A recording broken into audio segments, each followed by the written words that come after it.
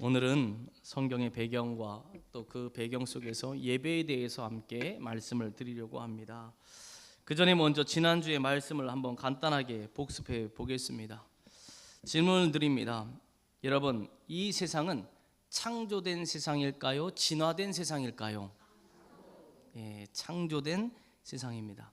그러면 창조와 발명의 차이가 뭔지 아십니까? 발명은 있는 것에서 조금 나은 기능으로 무엇인가 개선하고 개발하는 것을 발명이라고 합니다. 근데 창조는요, 무에서 유를 만들어내는 게 창조입니다. 그러니까 아무것도 없는 과정에 하나님은 온 세상을 창조하셨다라는 겁니다. 진화는 창조가 될 수 없습니다. 진화는 무엇인가가 먼저 있고 거기서 발전이 되어서 사람이 되었다라는 겁니다.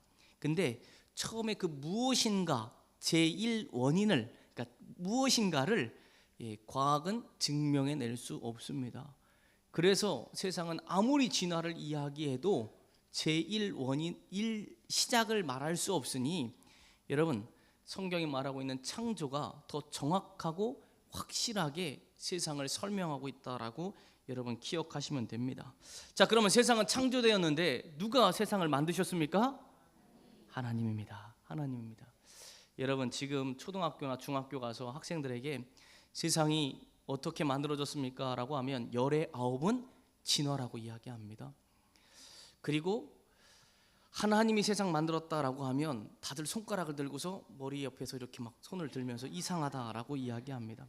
저희 집 아이도 학교에서 공부를 하고 오면은 물어봅니다. 아빠, 학교에서는 진화로 이야기하는데 창조가 맞아? 진화가 맞아? 그래서 이야기합니다. 시험 점수에 100점을 맞으려면 진화라고 쓰지만 사람들 앞에서 진화냐 창조냐 선생님이 이야기해도 저는 창조가 맞습니다 라고 얘기해라. 그게 맞다. 근데 아이가 용기가 없는 것 같습니다. 세상에서는 여러분 창조라고 이야기하면 학문에서는 인정하지 않습니다. 그러나 여러분, 우리는 세상을 인정을 바라는 사람이 아니라 마지막 날을 알고 우리의 영혼을 하나님 앞에 있다는 것을 믿기에 세상을 좋게 하는 게 아니라 하나님의 뜻을 살아가는 것을 기억하여 창조다, 그 창조가 하나님이시다, 여러분 이것을 꼭 믿고 우연이 아닌, 진화가 아닌 하나님이다 라는 답을 따라가는 성도가 되시길 바랍니다. 하나님은 우연히 세상을 창조한 게 아니라 완벽한 뜻과 계획 가운데 창조했습니다. 질문 드립니다. 하나님이 온 세상을 만드셨는데, 말씀으로 만드셨는데 며칠 동안 만드셨습니까? 7일 동안 만드셨습니다. 7일. 6일이라고도 하고 7일이라고 하는데 저는 7일이라고 믿습니다. 7일 동안 세상을 만드셨습니다. 질문을 드려볼까요? 첫째 날에 하나님은 어떤 일을 하셨습니까? 빛과 어둠을 나누셨다. 박수 치시죠. 다 맞췄다 라고 생각합니다. 둘째 날은 무엇을 만드셨죠? 하늘 위의 물과 하늘 밑의 물을 나누어 공간, 하늘을 만드셨다 라고 말합니다. 그래서 우리 어린이 목장에서는 둘째 날에 하나님이 하늘을 만드셨어요 라고 그냥 이야기하는데 정확하게는 하늘 위의 물과 하늘 밑의 물을 나누셨다. 나중에 하늘 위의 물이 언제 떨어지는지 아세요? 노아 때에 떨어져서 홍수가 일어나는 겁니다. 하늘 위의 물과 하늘 밑의 물을, 궁창을 만드십니다. 셋째 날은 뭘 만들었을까요? 땅에 있는 물을 한 곳에 모아서 바다를 만들고 땅을 드러나게 해서 땅 위에 식물을 만드십니다. 넷째 날은 하늘에 해와 달과 수많은 별들을 만듭니다. 다섯째 날은 바다의 물고기와 공중에 날아다니는 새들을 만드셨습니다. 여섯째 날은 땅에서 뛰어다니는 여러 동물들을 만드셨습니다. 여러분, 처음에 하나님 만드신 세상의 동물들은 육식동물이 없었습니다. 다 초식동물들만 있었습니다. 사자도 풀을 먹는 시대입니다. 그래서 뭐 나중에 천국 가면 뭐 사자가 어린 아이와 함께 뛰어놀고 가능한 일입니다. 가능한 일입니다. 처음에는 육식동물이 없었습니다. 다 초식동물입니다. 그렇게 살았던 시대입니다. 그래서 하나님은 마지막 날에, 여섯째 날에 짐승들을 만들고 마지막에 사람을 만드십니다. 남자와 여자를 만드십니다. 그 남자의 이름이 뭔지 아세요? 너무 어려운 질문인가요? 그 남자의 이름이 뭐죠? 아담. 여러분 이거 다른 학교에 가서 초등학교나 중학교 가서 애들한테 물어보면 모릅니다. 여러분들은 대단한 거예요. 자, 여자의 이름은 뭐죠? 하와. 아담과 하와입니다. 아담은 뭘로 만들었죠? 흙으로 만들었습니다. 하와는 뭘로 만들었죠? 갈비뼈를 기준으로 해서 흙으로 만들었죠. 갈비뼈로만 만들면 아담의 갈비뼈가 남아나지 않습니다. 갈비뼈 하나를 떼어서 그것을 기준으로 흙으로 만드셨습니다. 근데 하나님 만드신 아담과 하와는 다른 동물들과 차이가 있습니다. 어떠한 차이가 있죠?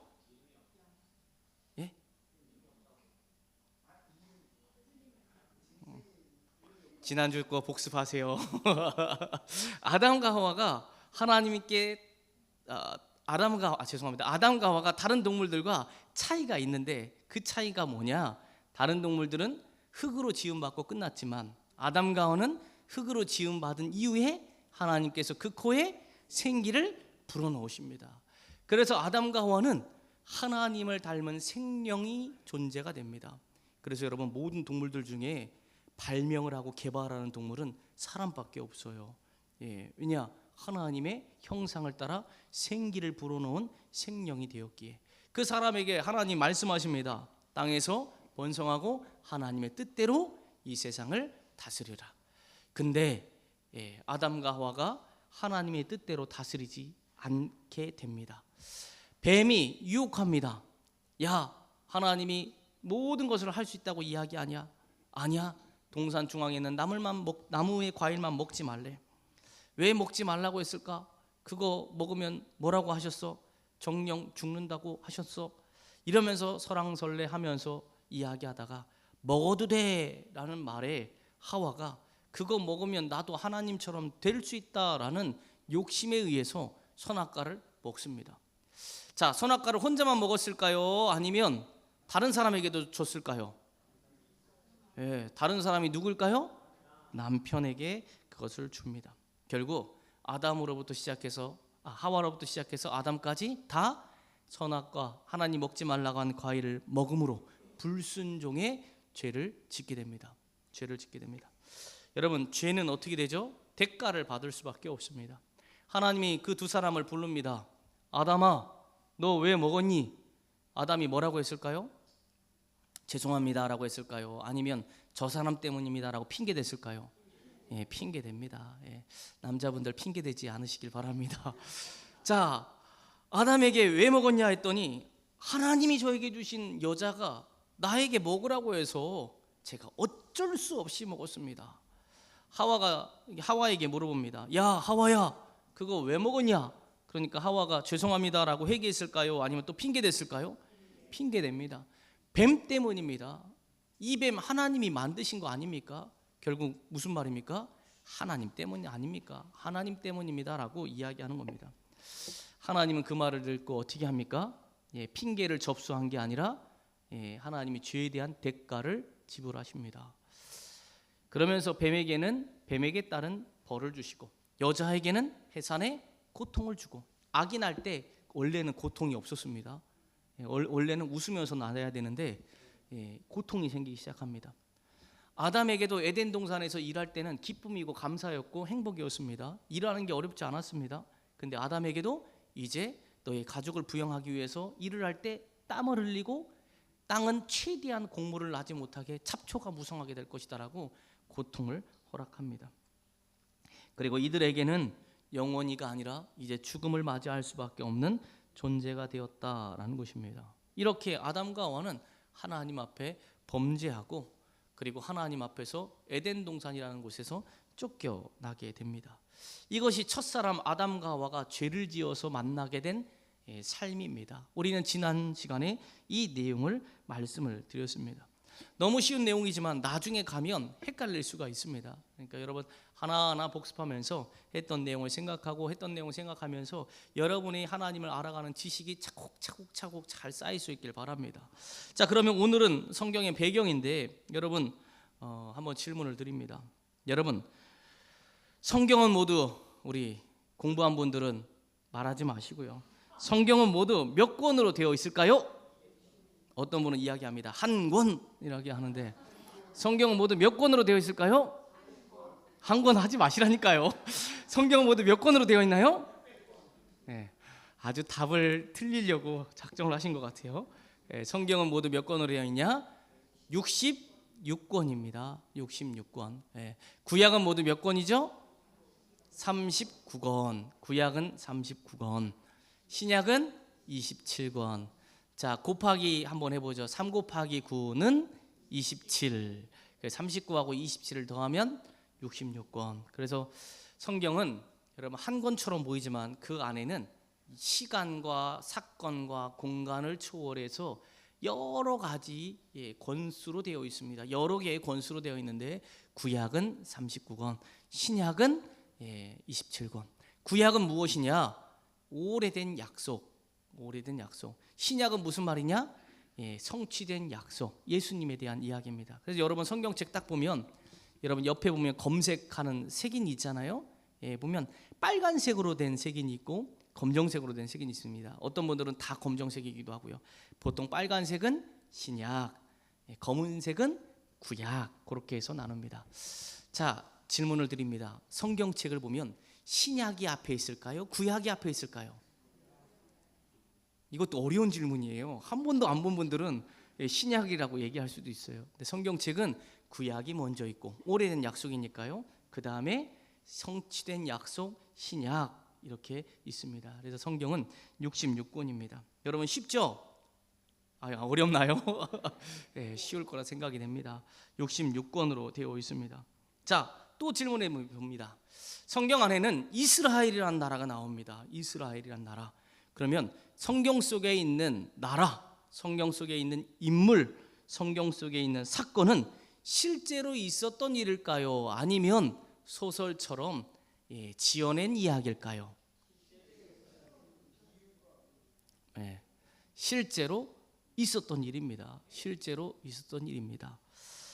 우리 은경 형제가 비유가라고 했는데 예수님이 비유를 설명한 거죠. 설명은 실제로 있었습니다. 그래서 성경에 나와 있는 모든 사건은 여러분 실제로 있었던 것입니다. 그래서 우리 성도님들이 하나님 말씀을 배울 때 여러분 단군 신화와 같은 있을 법한 이야기다라는 게 아니라 성경은 진짜 있었던 일이구나. 성경은 진짜 앞으로 일어날 일이구나. 성경은 사실이구나. 여러분 이 사실을 반드시 기억해야 합니다. 자, 성경의 이스라엘이란 나라는 실제 존재한 나라일까요? 아니면 없는 나라일까요? 실제 존재한 나라입니다. 자, 이스라엘이 그럼 실제 존재했다면 어디에 있을까요? 여러분 지도 한번 볼까요? 이게 세계 지도입니다. 우리나라는 어디에 있죠, 여러분? 오른쪽에 태평양 위에 보면 일본이라고 아마 표시된 것 같아요. 지렁이 같은 거. 그 옆에 왼쪽에 보면 약간 고리 모양의 뾰족 튀어나온 데가 있습니다. 거기가 우리나라죠. 자, 이스라엘이라는 나라는 어디에 있냐? 잘 보세요. 유럽과 아프리카, 아시아 요 세 대륙을 이으는 있는 중간쯤에 보면 여러분 화면에 네모칸으로 되어 있습니다. 이게 실제 지도예요, 여러분. 가짜가 아니고요. 실제 지도에 저 위치에 오래전 성경 시대의 이스라엘, 지금도 이스라엘과 팔레스타인이 전쟁을 하는 그 성경 속의 나라가 저기에 실제로 존재합니다. 자, 이곳을 확대해 볼까요? 어떤 곳일까요? 이곳이 확대하면 이런 모양입니다. 이렇게 보면 어딘가 모르죠. 여러분 왼편이 바다이고 가운데가 막 사막처럼 여러분 지도가 그려졌는데 어디인지 모를 겁니다. 이 상황에서 오늘날의 나라를 한번 입혀보죠. 오늘날의 나라를 딱 입혀보면 여러분 시리아라는 나라, 레바논이라는 나라, 이집트라는 나라, 요르단이라는 나라, 사우디아라비아라는 나라, 쿠웨이트라는 나라가 오늘날에도 있는데 이스라엘도 있습니다. 한 번 더 볼까요? 이제 색깔로 된 이렇게 되죠. 이게 실제의 터키까지 여기 나와 있는데요. 실제의 나라입니다. 그리고 여러분이 보는 색깔 중에 여러분 형광, 하늘색 계열의 형광이 이스라엘이라는 나라입니다. 이스라엘. 그러니까 여러분 성경은 가짜도 아니고요. 그냥 있을 법한 환상의 나라, 환상의 도시가 아니고요. 실제 있었던 나라입니다. 실제 있었고요. 성경에 나와 있는 사람이 길 가다가 넘어졌다. 그 길이 거기 아직도 있고요. 성경의 사람들이 물을 마셨다. 거기 물 마신 데가 아직도 있고요. 성경에서 언급했던 야곱이 뭐 돌베개를 베고 잤다, 거기가 아직도 있습니다. 예, 아직도 있는 그 지형입니다. 그래서 성경은 여러분이 철저히 공부하기 전에, 배우기 전에 성경은 사실이다, 사실이다. 아무리 지식이 많아도 나중에 전 성경이 사실인지 모르겠는데요, 이러면 쓸모없는 지식입니다. 조금만 알아도 성경이 사실입니다라고 확실히 알아야 합니다. 지도를 한번 더 볼까요? 이스라엘을 조금 확대하면 여러분 이렇게 됩니다. 예, 지금 조금 화면이 다 안 보이긴 하는데, 예, 이스라엘이란 나라, 예, 앞에서 한번 볼까요? 전 사진 한 번만 더 보여주세요. 이스라엘이란 나라가 이런 나라입니다. 중간 가운데에 파란색 동그라미 위아래로 있는데 여기가 지도상으로 호수입니다. 그리고 여러분 알죠? 사해 바다, 죽음의 바다. 사람이든 무엇이든지 바다에 들어가면 둥둥 뜨는 바다, 거기가 여러분 밑에 있는 동그란 데입니다. 사해 바다, 거기가 땅이고, 이 땅에서 다음 사진, 우리가 계속 오전 예배에 보고 있는 이 출애굽기, 레위기, 민수기, 신명기의 역사의 사건이 다음 사진이요. 아까 그 사진, 그 사진이 요 지도의 순서이긴 한데요, 이렇게 지금 우리가 확인할 수 있습니다. 결국 여러분, 제가 이 지도를 여러 장면으로 보여준 이유는 성경에 나와 있는 것은 여러분 허상의 도시, 허상의 나라가 아니라 실제 존재했고, 지금도 가면 밟을 수 있고, 지금도 가면 하나님이 어떻게 일하시는데 볼 수 있는 사실을 입각한 여러분 성경의 말씀이다라는 것입니다. 소설이 아니라, 허구가 아니라, 신화가 아니라 실존했던, 실체가 있는, 또 앞으로도 일어날 하나님의 말씀이다라는 것을 여러분 기억하시길 바랍니다. 이것이 배경이라면 오늘은 우리가 예배에 대해서 함께 말씀을 드리려고 합니다. 자, 아담과 하와가 죄를 짓고 난 이후에 여러분 이제 그들은 죄의 대가를 담당해야 되는 삶을 살게 됩니다. 에덴 동산에서 쫓겨납니다. 그리고 그들은 삶을 살아갑니다. 그들이 정확히 어디인지는 알 수 없지만 여러분 중동의 어느 한 지점에서 그들이 살게 됩니다. 그리고 놀랍게도 우리가 읽었던 창세기 4장 1절의 말씀을 보게 되면 아담과 하와가 자녀를 낳게 됩니다. 아담은 뭐라고 말합니까? 이 자녀가 하나님의 은혜로 낳게 되었다라며 하나님께 영광을 올려드립니다. 내가 여호와로 말미암아 득남하였다라며 여러분 아담과 하와가 하나님을 믿는 믿음을 갖고 있습니다. 아담과 하와가 하나님을 아는 믿음을 갖고 있습니다. 그리고 나서 아들을 낳았는데 아들의 이름이 뭐라고요? 가인입니다. 가인. 첫 번째 아담과 하와가 낳은 아들의 이름은 뭐라고요? 가인. 첫째 아들이 가인입니다. 둘째 아들의 이름은 뭘까요? 아벨이라고 합니다. 그러니까 가인과 아벨이 아담과 하와가 낳은 첫째 자녀가 가인, 둘째 자녀가 아벨입니다. 자, 그럼 셋째는 누구일까요? 셋째는 누구일까요? 우리는 셋이라고 생각합니다. 근데 셋째는 저도 모릅니다. 우리가 이 사실을 알아야지 신천지에 넘어가지 않습니다. 신천지는 이 사건을 통해서 아담과 하와 이전에도 사람들이 있었다라고 이야기합니다. 그리고 본문의 말씀을 보게 되면 가인이 아벨을 죽이는데 가인이 사람들을 무서워합니다. 이상하지 않습니까? 왜 가인이 사람들을 무서워합니까? 태어난 사람이 가인과 아벨밖에 없으면 무서워할 이유가 없잖아요. 그러면서 신천지는 이 말씀 갖고 봐라, 아담과 하와 이전에도 사람을 하나님 만드신 거다라고 이야기합니다. 그러니까 여러분 성경 말씀을 잘 봐야 합니다. 가인과 아벨이 하나님의 첫째, 둘째 자녀가 맞습니다. 그런데 셋째는 셋이 아닙니다. 그리고 본문에 나와 있는 시점을 우리는 잘 기억해야 합니다. 자, 2절까지 보게 되면 가인은 또 아벨은 각각 양치는 자와 농사를 짓는 자다라고 말합니다.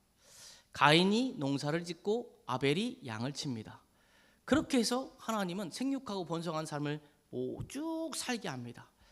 아벨 이후에도 자녀를 많이 낳았습니다. 많이 낳습니다. 가인도 결혼을 합니다. 낳은 자녀들 중에 그때 당시는 그렇게 번성을 합니다.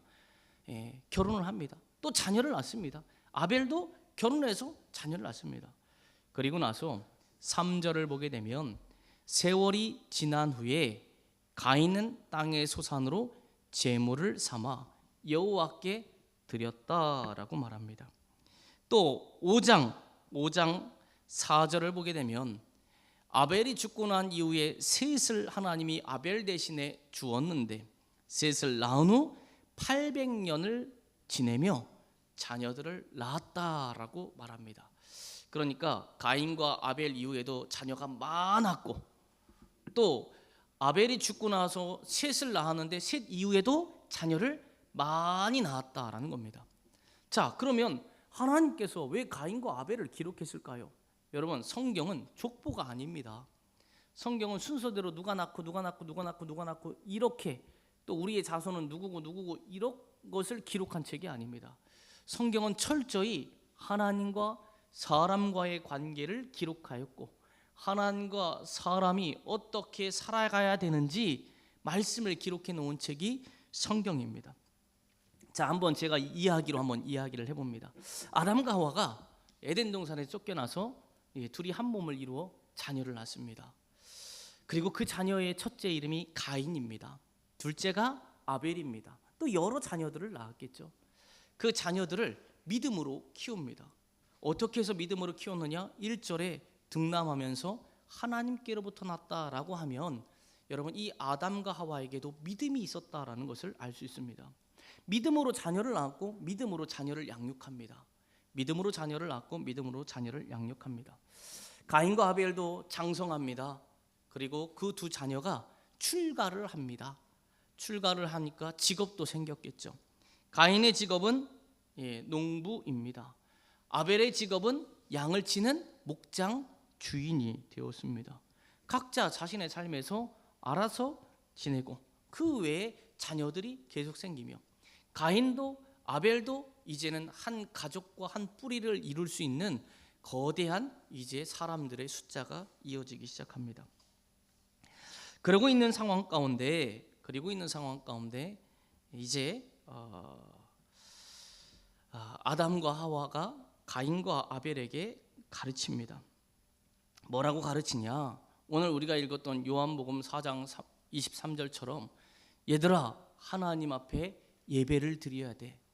너희가 하나님께로부터 나왔는데 우리가 하나님 앞에 죄를 지어서 에덴 동산에서 쫓겨났단다.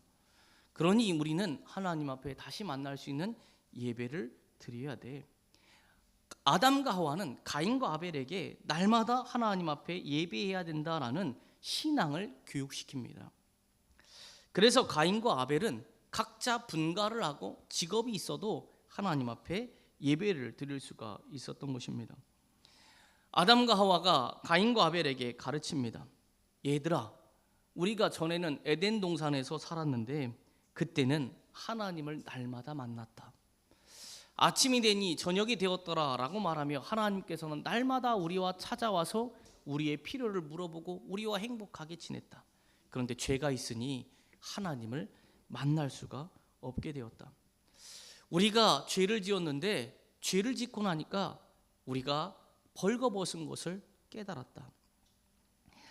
더 이상 하나님 앞에 살아갈 수 없진 존재였고 벌거벗을 수밖에 없어서 우리가 하나님이 우리를 찾을 때 우리가 숨었다.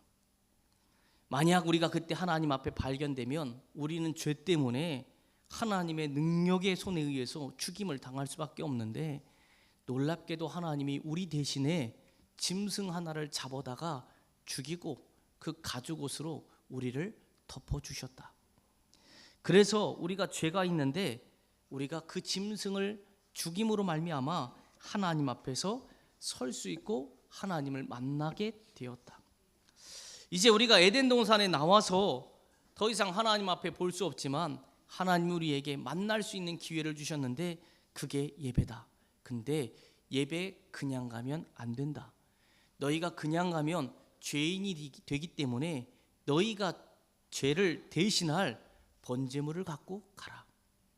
번제물을 갖고 가면 하나님이 그 번제물을 받으시면서 너희의 죄를 용서할 뿐만 아니라 너희에게 복을 주실 것이다. 이것을 아담과 하와가 가인과 아벨과 그 땅에 있는 모든 사람들에게, 자녀들에게 가르쳤을 것입니다. 가르쳤습니다. 그 대표적인 예로 여러분 고대 사회의 제사법은 대부분 비슷합니다. 대부분 비슷합니다. 왜냐? 아담과 하와가 가르쳐준 제사의 영향이기 때문입니다. 그래서 아담과 하와는 가인을 불러다가 야, 예배할 때는 너 농사 지은 거 있으면 그거 갖고 가서 하나님 앞에 불에 태워서 드려라. 그럼 하나님은 그 연기로 받으실 것이고 복을 줄 것이다.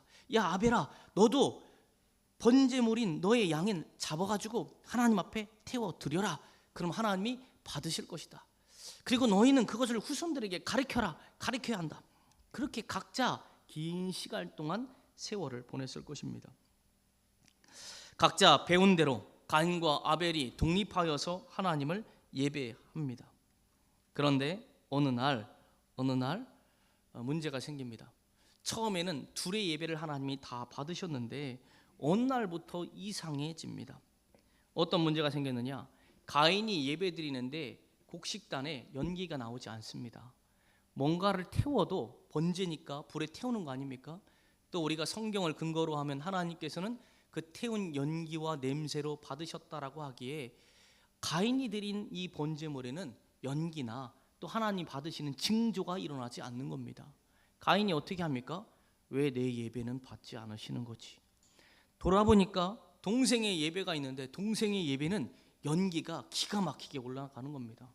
그리고 단순히 동생의 예배에 연기만 나는 게 아니라 가정을 보니까 가정에서 동생의 가정에서 좋은 일들이 일어나고 본인에게는 어려움이 생깁니다. 자신의 삶에 뭔가 하나님의 복이 하나하나 막히는 것을 느끼게 됩니다. 여러분, 예배 드리는데 질투가 났다라는 말이 이해가 되십니까? 여러분, 질투가 난다라는 것은 그 사람에게 부러운 것이 있다라는 겁니다. 여러분 중에서 옆 사람이 예배 잘 드리는데 질투가 나십니까? 예, 질투가 안 날 겁니다. 왜냐? 예배 잘 드려봤자 우리가 뭔 복이 있어? 우리는 일반적으로 그렇게 생각하기 때문입니다. 또 복이 있다라고 해도 실제로 내 손에 뭔가 쥐어지는 복이 아니라 그냥 뜬구름 잡듯이 복이 있겠지라고 추측하기 때문에 우리는 질투가 안 납니다. 그러나 이때 당시에 하나님은 즉각 계십니다. 하나님에게 예배드리고 하나님 앞에 영광이 되면 하나님이 복을 주십니다. 복을 주십니다. 반대로 하나님 앞에 나오지 않고 하나님 앞에 불순종하면 하나님은 벌을 내리시는 겁니다. 예배를 드리면 드릴수록 가인은 점점 받지 않으시는 하나님 앞에 답답하고 또 복이 일어나지 않고, 반대로 아벨은 예배를 드리면 드릴수록 하나님이 기뻐하시고 또 많은 좋은 일들이 일어납니다. 결국 어떻게 됩니까? 가인이 질투하기 시작했다라고 합니다. 저 사람 예배 봐라, 얼마나 잘 드렸냐. 질투하기 시작합니다. 여러분, 하나님이 예배를 찾으신다라고 할 때는 다른 사람이 보기에 질투가 일어날 만큼 하나님을 열렬히 사랑하는 예배를 찾으신다라는 것입니다. 여러분들의 예배가 몸이 와서 아멘 하고 나가는 형식적인 예배가 아니라 하나님, 이 예배 가운데 만나 주십시오.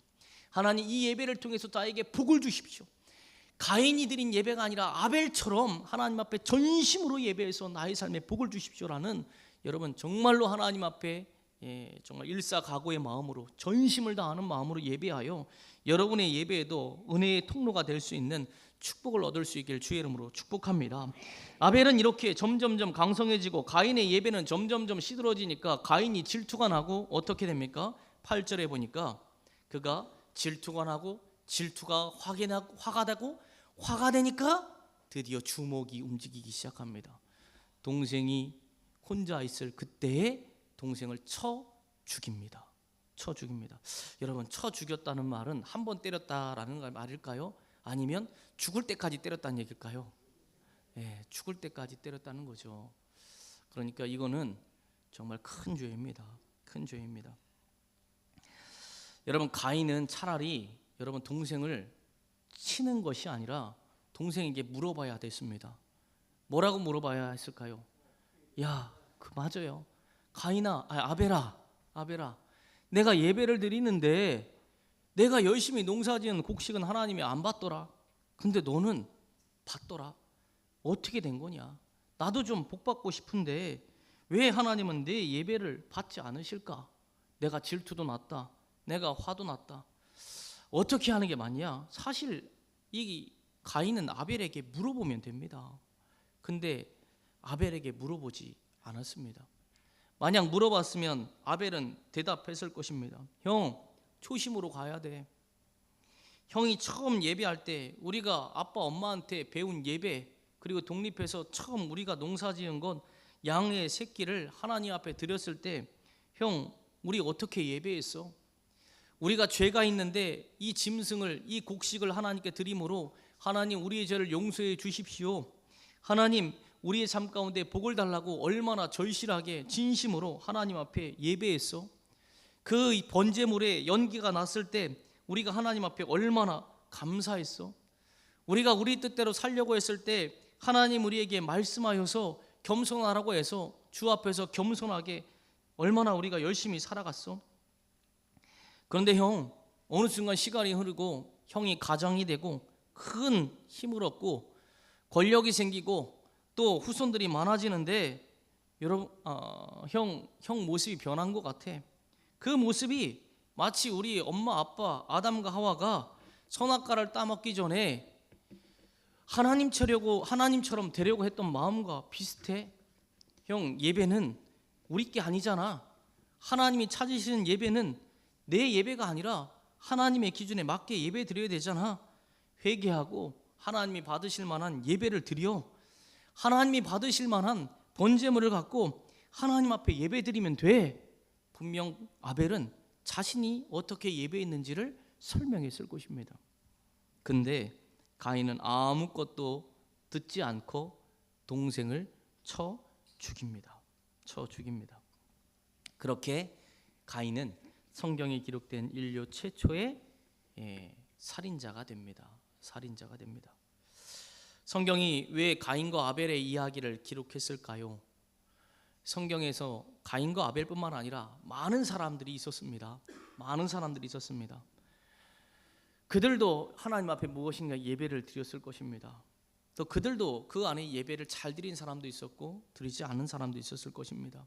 하나님께서는 그 모든 사건을 아울러서 가인이란 또 아벨이란 사람을 통해서 하나님이 받으시는 예배와 받지 않으시는 예배, 하나님이 찾으시는 예배와 하나님이 드려도 거절하시는 예배가 있다라는 것을 우리에게 가르쳐주는 것이고, 이 예배가 죄인인 사람이 하나님을 만날 수 있는 유일한 통로다. 이 예배가 죄를 지어서 쫓겨난 사람이 하나님 앞에 설 수 있는 유일한 방법이다라는 것을 예배를 통해서 우리에게 가르쳐 주시는 것입니다. 여러분, 오늘날 우리의 예배도 여러분 빈손으로 예배드리면 안 됩니다. 여러분, 예배는 빈손으로 드리는 게 아닙니다. 그렇다면 여러분의 손에 무엇이 쥐어져야 할까요? 무엇이 여러분의 손에 쥐어져 있습니까? 여러분의 손에 곡식이 있습니까? 여러분의 손에 양이 있습니까? 여러분, 오늘날 신약은 그것을 말하고 있지 않습니다. 저도 여러분에게 헌금을 들고 오십시오, 땅 문서를 들고 오십시오, 그런 이야기 하지 않습니다. 여러분, 오늘날의 예배는 영과 진리로 예배하라라고 말합니다. 우리의 예배는 우리를 대신한 번제물이 되어주신 예수 그리스도를 믿는 믿음을 갖고 하나님 앞에 서야지만 여러분 죄의 용서함을 입을 수 있는 것입니다. 짐승의 가죽이 첫사람 아담과 하와에게 가죽옷이 되었다라면 그리스도는 우리에게 의의 옷이 되어서 우리를 덮어주실 것이고, 그리스도는 우리에게 영원한 죄의 용서함을 부활로 증명해 주실 것입니다. 그러니 여러분들이 예배드릴 때 여러분 빈손으로, 빈 생각으로, 빈 마음으로 오는 것이 아니라 꽉 찬 마음, 꽉 찬 생각, 오직 예수 그리스도를 향한 은혜와 감사와 감격으로 이 앞에 나와서 하나님 앞에 드릴 때 하나님은 가인의 예배처럼 안 받으시는 게 아니라 온전하게 드릴 때만이 하나님이 아벨의 예배처럼 우리를 받으신다라는 것입니다. 여러분, 질문을 드립니다. 가인처럼 예배드리는 삶을 살고 싶습니까? 아벨처럼 예배드리는 삶을 살고 싶습니까? 아벨입니다. 어린이 목장 아이들에게 질문하면 여러분 가인이 될래요? 아벨이 될래요? 이렇게 질문하면 아벨이요 이렇게 대답합니다. 여러분 질문해 봅니다. 여러분 가인이 되고 싶습니까? 아벨이 되고 싶습니까? 아벨. 여러분 아벨이 되어셔야 합니다. 하나님을 진정으로 예배하는 자, 내 마음대로 예배하는 자가 아니라 하나님 앞에 번제물을 드리는 자, 하나님 앞에 온 마음을 드리는 자, 하나님은 여러분 우리를 만나는 통로로 예배를 삼았고 지금은 십자가 예수 그리스도를 삼으신 것입니다. 놀랍게도 여러분 예배에는 복이 있습니다. 예배에는 하나님의 은혜가 있습니다. 여러분 삶 속에서 예배를 드리는 것이 여러분의 인생의 가장 큰 복입니다. 수예배 때 말씀을 드렸는데 예배 많이 드리는 자의 복은, 기도 많이 하는 자의 복은 응답이 아니라 예배 많이 하는 것, 기도 많이 하는 것 자체가 복입니다. 여러분 예배 많이 드리십시오. 예배 많이 드리십시오. 형식의 예배가 아니라 아벨처럼, 그래 내가 진짜 하나님의 말씀 배운 대로 예수를 힘입어 예배를 드리자. 그러면 분명히 하나님은 복을 약속하셨기에 하나님께서는 여러분의 삶에서 놀라운 복을 주실 것입니다. 하나님은 살아계신 분이고 성경의 역사는 실제로 일어난 일이고 성경의 역사는 실제로 앞으로 일어날 일을 기록해 놓았습니다. 하나님은 우리에게 하나님 만나는 유일한 통로로 예배를 주신 것도 실제이고, 예배를 통해서 우리는 복 받는 것도 실제이고, 예배를 통해서도 앞으로 우리는 복을 받을 것입니다. 그러니 성경이 사실이다라는 것과 우리에게 허락된 하나님과의 만남이 예배라는 것을 기억해서 가인을 버리고 아벨처럼 하나님 앞에 신앙생활하는 우리 모든 성도님 되시길 주의 이름으로 축복합니다. 우리 말씀을 생각하며 함께 기도하기를 원합니다. 이 시간 기도할 때는 하나님, 우리가 성경의 내용이 사실이라는 것을 다시 한번 깨달았으니 성경의 내용을 있는 그대로 100% 믿을 수 있는 믿음을 주시옵소서. 특별히 예배하는 사람 가인과 아벨이 있는데 가인처럼 예배하는 자가 되지 않게 하여 주시고 아벨처럼 온 마음과 정성을 다해서 하나님을 예배하여 하나님께 복받는 백성으로 이 땅을 살아가고 천국에서 칭찬받는 예배자의 삶이 되게 해달라고, 여러분 성경을 실제로 믿고 예배하는 백성 되게 해달라고 우리 주의 이름 한번 모르고 다 함께 통성으로 기도하겠습니다. 주여, 아버지 하나님 감사합니다. 성경의 내용을 우리가 사실로 알게 하여 주시니 감사합니다. 성경에 일어난 일이 사실이고 성경에 일어난 일이, 일어날 일들이 사실임을 믿습니다. 하나님, 우리에게 일어난 모든 성경의 내용을 사실로 믿고 성경에서 약속한 축복, 성경에서 약속한 하나님 모든 하나님 약속의 말씀들을 하나님 받아들여 믿음대로 살아가는 우리가 될 수 있도록 인도하여 주시옵소서. 하나님은 예배를 통하여 복을 주십니다. 하나님은 예배를 통하여 아버지 하나님 능력을 베풀어 주십니다. 하나님, 예배가 질투가 나는 듯한 하나님의 역사가 일어납니다. 하나님, 예배하는 자를 찾으신다고 했는데 우리가 하나님 앞에 하나님 온전하게 드릴 수 있는 믿음의 예배를 드릴 수 있도록 주여 은혜를 허락하여 주시옵소서. 성경에서 가인도 예배를 드렸고 아벨도 예배를 드립니다. 두 사람 다 모두 다 신앙의 사람들입니다. 그러나 하나님 어떠한 마음으로 예배했느냐에 따라 하나님은 받으시기도 하고 받으시기도 않는다는 것을 우리가 깨닫습니다. 하나님, 우리가 매주일 하나님 매일 하나님 수요일날 아버지 하나님 앞에 예배를 드리는데 그 예배가 혹시라도 가인의 예배처럼 형식적으로 욕심처럼 아담과 하와가 처음에 죄를 지었던 마음처럼 하나님 교만함으로 예배하고 하나님 형식적으로 예배했다라면 용서를 하라 해주시고 이제 아벨처럼 온 마음과 정성을 다해서 예배하게 하시고 오늘날에 우리를 위해 십자가에 달려 들어가신 예수 그리스도를 힘입어 십자가 앞에서 겸손하게 나아가 하나님 앞에 빈손이 아니라 예수를 믿는 믿음으로 하나님 앞에 예배할 수 있는 모든 성도가 될 수 있도록 하나님 도와주시고 인도하여 주시옵소서. 하나님 감사합니다. 성경은 사실입니다. 성경은 실체가 있습니다. 성경은 실제 일어날 일들을 예언처럼 기록해 놓은 살아있는 하나님의 말씀입니다. 세상이 끊임없이 우리의 믿음을 흔들리고 성경이 거짓이고 성경이 허구이며 신화이며 또 성경의 모든 내용이 사실이 아니라고 우리의 삶을 흔들고 미혹하지만 우리는 하나님의 말씀이 절대적인 사실이고 실체라는 것에 흔들리지 않고 이 땅을 살아가는 하나님의 백성 될 수 있도록 인도하여 주시옵소서. 하나님은 죄인인 사람을 만나고자 하나님 예배를 허락하심을 우리가 말씀을 통해 깨닫게 됩니다. 죄를 지은 아담과 하와가 자신의 모든 후손들에게 예배를 가르쳤고 후손들은 하나님 앞에 예배드리는 삶을 살게 되었습니다. 그러나 가인은 그 예배드림이 점점점 변질되었고 전국에는 하나님이 받지 않는 예배를 드렸으며 아벨은 배운 예배를 처음부터 끝까지 하나님을 향한 믿음으로 온전하게 드려 하나님의 기쁨이 되었음을 우리가 말씀을 통해 깨닫게 됩니다. 하나님, 우리도 예수 그리스도를 영접함으로 말미암아 예배 생활이 시작되었는데 처음에 그 예배 생활과 지금의 우리의 예배 생활을 비교하여 혹시라도 우리 안에도 변질과 또 우리 안에도 초심을 잃어가는 식은 마음이 있다라면 처음에 그 예배의 모습을 회복하여 예수 그리스도를 향하여 감사합니다, 감사합니다라며 주님 붙잡고 예배했던 그 첫 예배를 회복하는 모든 성도가 될 수 있도록 인도하여 주시옵소서. 세상은 우리가 예배드리는 시간을 낭비라고 말합니다. 세상은 우리가 드리는 예배를 무의미하다고 말합니다. 그러나 하나님, 마지막 날 그들은 후회할 것입니다. 마지막 날 그들은 정말로 하나님 후회하고 통곡하고 우리를 부러워할 것입니다. 하나님, 예배는 하나님의 축복입니다. 예배는 하나님의 은혜입니다. 예배는 하나님의 능력을 입는 시간입니다. 사랑하는 성도들이 일평생 하나님을 온전하게 예배하는 예배자가 되어 하나님의 영광을 드러내는 성도요, 이 땅에서 삶 전체가 하나님 앞에 하나님 연락되어지는 믿음의 성도로 살아가 하나님 나라에서 칭찬하여 충성스럽다라고 인정받는 모든 성도가 될 수 있도록 도와주시옵소서. 감사드리며 예수 그리스도의 이름으로 기도드립니다. 아멘. 믿음으로 살게 하시고 하나님의 뜻대로 살아가는 성도가 될 수 있도록 하시옵소서.